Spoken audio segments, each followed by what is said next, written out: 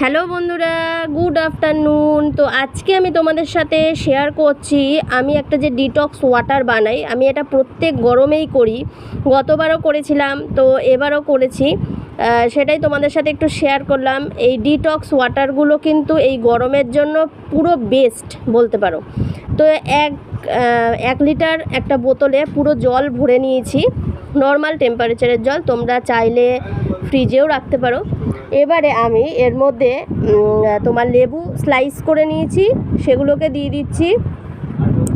আর দিয়ে দিচ্ছি শসা স্লাইস করা, আর রয়েছে পুদিনা পাতা, আর দেব চিয়া সিড। তো পুদিনা পাতাটাকে একটু ক্র্যাশ করে নেব। আর হচ্ছে তোমার যে লেবুটা, এই লেবুটা এবারে আমি দিলাম পাতি লেবু, কিন্তু গতবার আমি দিয়েছিলাম গন্ধরাজ লেবু। তো গন্ধরাজ লেবুটা দেওয়ার চেষ্টা করো, কারণ আমি পাতিলেবুটা দিয়ে দেখলাম একটা জিনিস, যে একটু তিতো তিতো লাগছে। তো সেই কারণেই তোমাদেরকে বলে দিলাম যে তোমরা যদি গন্ধরাজ লেবুটা এইভাবে স্লাইস করে দিতে পারো, তো সেই ক্ষেত্রে কিন্তু তিতো ব্যাপারটা লাগবে না। এখানে আমি দিয়ে দিয়েছি কটা জিনিস বলো তো, 3টে জিনিস। এবারে দিয়ে দিচ্ছি চিয়া সিড।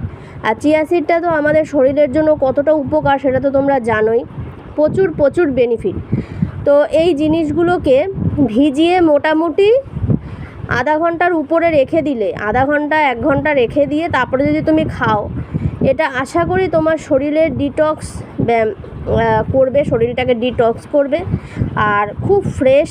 আর গন্ধরাজ লেবুটা দিলে এত সুন্দর একটা মানে সুদিং একটা ব্যাপার আসে, মানে তোমাদের কি বলবো, তার সাথে যে গন্ধরাজ লেবুর যে সেন্টটাও মিশে যায় জলের মধ্যে, খুব ভালো, খুব ভালো। বন্ধুরা, তোমরা এটা একবার হলেও ট্রাই করো।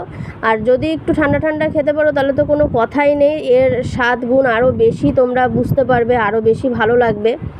তো আমি তো এইভাবেই করলাম, আর একটু জল কম নিলে মনে হয় ভালো হতো। তো যাই হোক, আমি এইভাবেই খেয়েছি। আমি হাফটা প্রথমে খেয়েছি, মানে প্রথমে হাফ মানে 1 গ্লাস খেয়েছি, তারপরে আস্তে আস্তে পুরোটা খেয়েছি। আর যতটুকু যা থাকবে ততটুকুর মধ্যে আবার জল দিয়ে আবার রেখে দেবো। আর কটা শশা কুচি ছিল, সেই শশা কুচিগুলোকে আমি একটুখানি খাচ্ছি। আর এই গরমে কিন্তু শশা এগুলো খাওয়া খুব দরকার, কারণ শরীরটাকে ঠান্ডা রাখার খুবই প্রয়োজন। শশার উপকার তো তোমরা জানোই। তো কেমন লাগলো আমার ভিডিওটা অবশ্যই জানিও। সবাই ভালো থেকো এই গরমে।